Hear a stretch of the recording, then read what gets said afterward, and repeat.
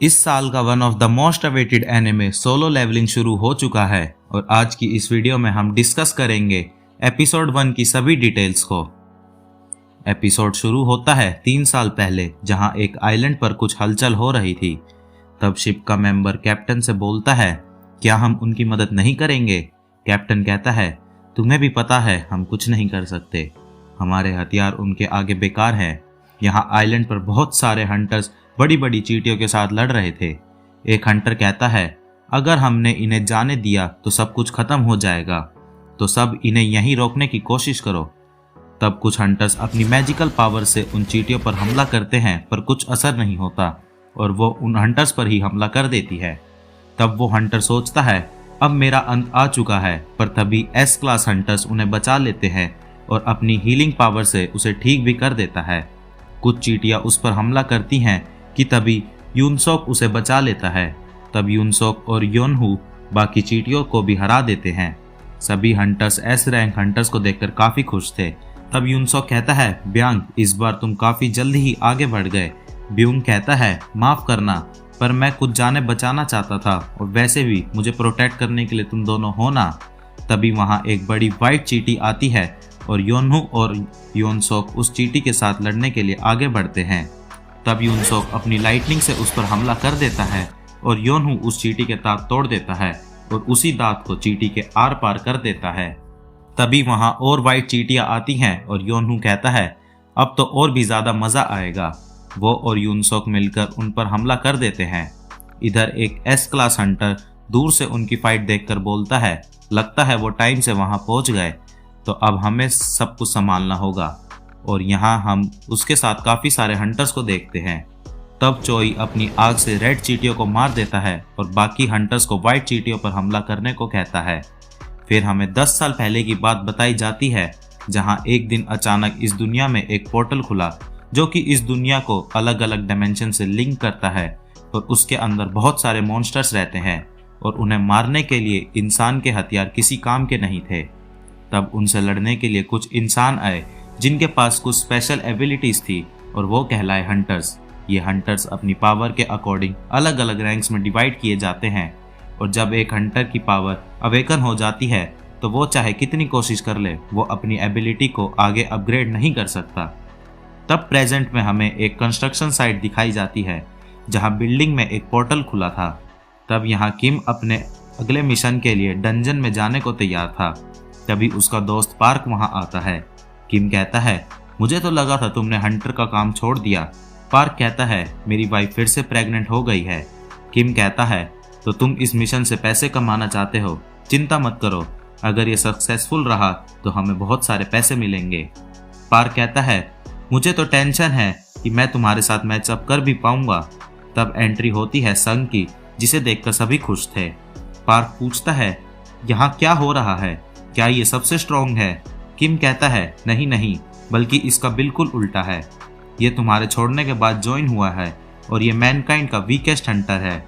ये तो E rank के डंजन में भी जख्मी होकर हॉस्पिटलाइज हो गया था।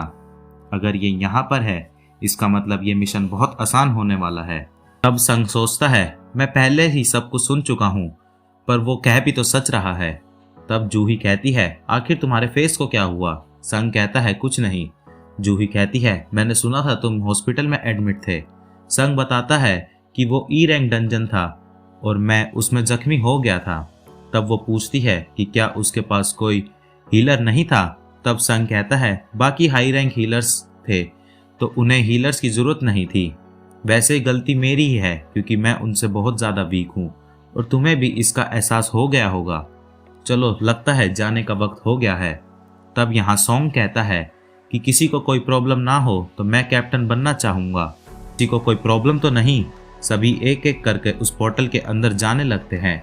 संग हमारे पीछे ही रहना और अपना ध्यान रखना। तब संग अपनी नाइफ को देखकर सोचता है, ये एक छोटी नाइफ है, इसके अंदर काफ़ी कम पावर है, पर अपनी इनकम से मैं बस इसे ही खरीद सकता हूँ। इधर एक ऑफिशियल प्रेसिडेंट गो से गवर्नमेंट से हुई मीटिंग के बारे में पूछता है। तब प्रेसिडेंट गो कहते हैं, वो हमेशा से सिर्फ एक चीज़ पर फोकस कर रहे हैं कि हमें इस डंजन को ब्रेक होने नहीं देना है और साथ में जो भी चीज़ इस डंजन से मिलती है उन चीज़ों को उन्हें सप्लाई करते रहना है। पर गवर्नमेंट की बात लॉजिकल है क्योंकि हम उनकी रिसोर्सेज के कारण ही जी पा रहे हैं। और जब हम उन मैजिकल मॉन्स्टर्स को काटते हैं तो उनके अंदर से एक क्रिस्टल निकलता है जिसे हम मैजिक जेम्स या फिर एसेंस स्टोन्स कहते हैं। तब यहाँ हम देखते हैं कि संग भी मॉन्स्टर को मार कर क्रिस्टल निकाल लेता है। वो काफ़ी खुश था कि तभी एक मॉन्स्टर उस पर अटैक कर देता है जिससे उसके ब्लेड में दरार आ जाती है। संग उस मॉन्स्टर के अटैक को डॉज कर रहा था और जैसे ही उस पर हमला करता है वो नाइफ टूट जाता है और मॉन्स्टर अपनी तलवार संग के पेट में घुसा देता है। पर तभी पार्क आकर उसे बचा लेता है और जूही को संग को हील करने के लिए कहता है। तब यहाँ सभी लोग बड़ी बहादुरी से उन मॉन्स्टर्स का सामना कर रहे थे। यहाँ गो बताते हैं कि जो मैजिक जेम्स हम हाई लेवल मॉन्स्टर से निकालते हैं उनके वेपन्स बनाते हैं ताकि हमें मैजिकल बीस्ट का सामना करने में आसानी हो। इसके साथ माना क्रिस्टल्स भी मिलते हैं जिनका सेम यूज़ है पर वो कम ताकतवर हैं। यहाँ गवर्नमेंट उन्हें नए तरह के एनर्जी के तौर पर यूज़ करना चाहती है। ये चीज़ न्यूक्लियर पावर जितनी खतरनाक नहीं है और हाइड्रो और जियोथर्मल एनर्जी से ज़्यादा एफिशिएंट है। इससे एयर पोल्यूशन भी कम होता है जिस वजह से ये आइडियल ग्रीन एनर्जी की तरह है, जिस कारण गवर्नमेंट माना क्रिस्टल्स और एनर्जी जेम्स से इलेक्ट्रिसिटी बनाने का तरीका खोज रही है। ये सारी चीज़ें हंटर्स के द्वारा लाई गई चीज़ों पर डिपेंड करती हैं, इसलिए हंटर्स बहुत ज़्यादा इम्पोर्टेंट है। तब यहाँ हंटर्स डंजन के बॉस को हरा देते हैं। जूही संग से कहती है, तुम हंटर क्यों बनना चाहते हो? देखना एक दिन तुम्हें कुछ हो जाएगा, तुम्हें बहुत ज़्यादा चोट लगी है। तब संग उससे सॉरी मांगता है। जूही उस पर काफ़ी गुस्सा थी। तब यहाँ सभी लोग मैजिकल जेम्स और माना क्रिस्टल्स इकट्ठा कर रहे थे। संग सोचता है ये सब खत्म हुआ, मैं सिर्फ एक ई क्लास जेम को ही इकट्ठा कर पाया। तभी उन्हें एक केव दिखाई देती है। एक हंटर कहता है, क्या ये डबल डंजन है? मैंने इसके बारे में काफ़ी सुना है। एक लड़की कहती है, शायद तुमने सही कहा क्योंकि हमने इसके बॉस को हरा दिया है और फिर भी ये डंजन का गेट क्लोज नहीं हुआ। तब किम कहता है, हमें और भी चीज़ें मिल सकती हैं। सोंग कहता है, हमें सिचुएशन के बारे में हंटर एसोसिएशन को रिपोर्ट करना चाहिए। तब किम कहता है, इसका मतलब जो हंटर्स हमारे बाद आएंगे हमें उनके लिए चीज़ें छोड़ दें। पार्क कहता है, ये बस डी रैंक डंजन है, हमें आगे बढ़ते रहना चाहिए। किम कहता है, इसकी वाइफ प्रेग्नेंट है और यहाँ काफ़ी कम माना क्रिस्टल्स हैं तो हमें आगे बढ़ते रहना चाहिए। सोंग कहता है, मैं तुमसे एग्री करता हूँ पर क्या पता आगे क्या खतरा हमारा वेट कर रहा हो। चलो फिर इस पर वोट करते हैं। वोट टाई हो जाता है और डिसाइडिंग वोट संग के पास था। संग सोचता है, मैं जानता हूँ डी रैंक डंजन मेरे लिए बहुत ज़्यादा है पर मेरे फादर के गायब होने के बाद मैं ही हूँ जो फैमिली में पैसे कमा रहा हूँ। मेरी माँ हॉस्पिटल में है और बहन कॉलेज जाती है, उसके लिए मुझे पैसों की बहुत ज़्यादा ज़रूरत है और वो अंदर जाने के फेवर में वोट करता है। यहाँ हमें दिखाया जाता है कि एक ब्लैक क्रिस्टल की मदद से हंटर्स को उनके पावर के अकॉर्डिंग रैंक्स में बांटा जा रहा था। बाहर अलग अलग एजेंसीज के हंटर्स उन्हें कॉन्ट्रैक्ट ऑफर कर रहे थे। यहाँ शहर में एक पर्स चोरी हो जाता है।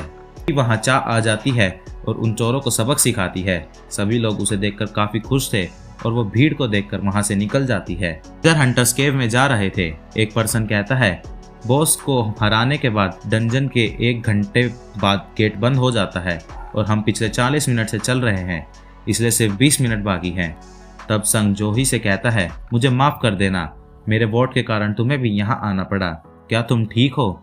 तब जोही चिल्लाकर कहती है, आखिर कोई इस हालत में कैसे ठीक हो सकता है? क्या तुम्हें एहसास भी है अगर वो तुम पर थोड़ा और ऊपर हमला करता तो तुम मारे जाते? मैंने बड़ी मुश्किलों से तुम्हें ठीक किया है और तुम पागलों की तरह यहाँ अंदर आ रहे हो। तब संग सोचता है, ये इस बी रैंक हीलर जोही के कारण ही है कि मैं जिंदा हूँ। जोही कहती है, अगर मुझसे माफ़ी मांगना चाहते हो तो अगली बार मुझे खाने पर ले जाना, जिसे सुनकर संग हैरान हो जाता है। तब जोही कहती है, ऐसा मुंह क्यों बना रहे हो? संग कहता है, नहीं कोई बात नहीं है। तब वो लोग बॉस के रूम के पास पहुंच जाते हैं। तब किम कहता है, इतना बड़ा दरवाजे को देखना तो बहुत रेयर है, चलो अंदर चलें, और अब यहाँ खाली हाथ तो हम नहीं जा सकते। इधर हंटर एसोसिएशन के प्रेसिडेंट को कहते हैं, आप सभी का यहाँ स्वागत है, आप में से कुछ हंटर्स बनेंगे और कुछ को वापस जाना होगा। ये पोर्टल्स इस दुनिया में 10 साल से भी पहले से एग्जिस्ट कर रहे हैं और वैसे भी बहुत सारी मिस्ट्रीज हैं जो हमें डंजन्स के बारे में नहीं पता। हंटर बनना अपनी लाइफ को जोखिम में डालना है, चाहे आपने बहुत सारे मिशंस किए हो, आपको सावधान रहना चाहिए। इधर वो सब दरवाजे के अंदर एंटर करते हैं। सारी मसाले जल जाती हैं। एक पर्सन कहता है, इस तरह के डंजन में हम पहली बार आए हैं। आखिर ये कैसे स्टैचू हैं? ये तो काफ़ी पुराने लगते हैं। संग कहता है, यहाँ ये स्टैचू सबसे बड़ा है। एक पर्सन कहता है, यहाँ कोई मैजिकल बीच नहीं है, सब कुछ शांत लग रहा है। तब संग को एक मैजिकल सर्कल दिखता है और यहाँ कुछ लोग उससे पुरानी लैंग्वेज पढ़ने के लिए बुलाते हैं। सॉन्ग उस टैबलेट को पढ़ते हुए कहता है, the commandments of the कार्टेनन temple. पहला, ईश्वर की पूजा करना। दूसरा, ईश्वर की तारीफ। तीसरा, ईश्वर पर विश्वास रखना। और जो लोग ये नहीं मानेंगे वो यहाँ से जिंदा बाहर नहीं जा पाएंगे। तब जो ही संग से कहती है, वहाँ देखो, उस बड़े स्टैचू की आंखें अभी हिली थी। संग कहता है, ये तुम्हारा वहम होगा। तभी उस रूम का दरवाज़ा बंद हो जाता है। वहाँ लोग घबराने लगते हैं। जैसे ही एक हंटर उस दरवाजे के हाथ लगाता है, उस दरवाजे का गार्ड उसे मार देता है। ये देखकर सबकी फट जाती है। तब संग सोचता है, जो भी मरा उसका रैंक क्या था, पर इसका कोई फर्क नहीं पड़ता, वो मेरे से तो ज़्यादा ही ताकतवर होगा। ये तो बहुत अजीब है। क्या ये सच में डी रैंक डंजन है? तब सॉन्ग कहता है, अगर ये स्टैचू मूव कर सकता है तो इसका मतलब बाकी भी कर सकते हैं। तब संग उस बड़े स्टैचू को देखता है जो कि अचानक संग को देखने लगती है। तब संग बताता है, मैंने पहले भी जिंदगी और मौत के बीच में फंसा हूँ। पहले ही रेड मिशन में मैंने अपनी टीम से अलग हो गया था और मुझ पर ई रैंक मैजिक बीस्ट ने हमला कर दिया था, जिस कारण मैं हॉस्पिटलाइज रहा था। एक बार मैं भूल भुलैया में फंस गया था जहाँ मुझे खाना भी नहीं मिला था। मेरे लिए तो लो रैंक डंजन भी जिंदगी और मौत के समान है। हंटर्स मैजिकल जेम से कमाए पैसों को एडवांस वेपन्स परचेज करने के लिए यूज करते हैं ताकि वो और भी स्ट्रॉन्ग मैजिक बीस्ट को हरा सकें और रिवॉर्ड कलेक्ट करें। पर मेरे पास सिर्फ एक सस्ता सा छोटा सा चाकू है और अगर ये भी तबाह हो गया तो मुझे खाली हाथ लड़ना होगा। पर फिर भी मुझे इन डंजन्स में आना पड़ेगा क्योंकि मुझे जीने के लिए पैसे की ज़रूरत है और क्योंकि मेरे लिए हर डंजन खतरनाक है तो मैं उनकी वीकनेस ढूंढता हूँ और उन्हें ध्यान से ऑब्जर्व करता हूँ। तभी संग सबको झुकने के लिए कहता है। उस स्टैचू की आंख से आग निकलने लगती है जो कि एक आदमी को राख कर देती है। किसी को कुछ समझ नहीं आ रहा था। संग सोचता है, आखिर ये क्या हो रहा है? हम यहाँ कैद हो चुके हैं, यहाँ से बाहर जाने का कोई रास्ता नहीं है। तो क्या इसका मतलब मैं यहाँ मरने वाला हूँ? और एपिसोड यहीं खत्म हो जाता है।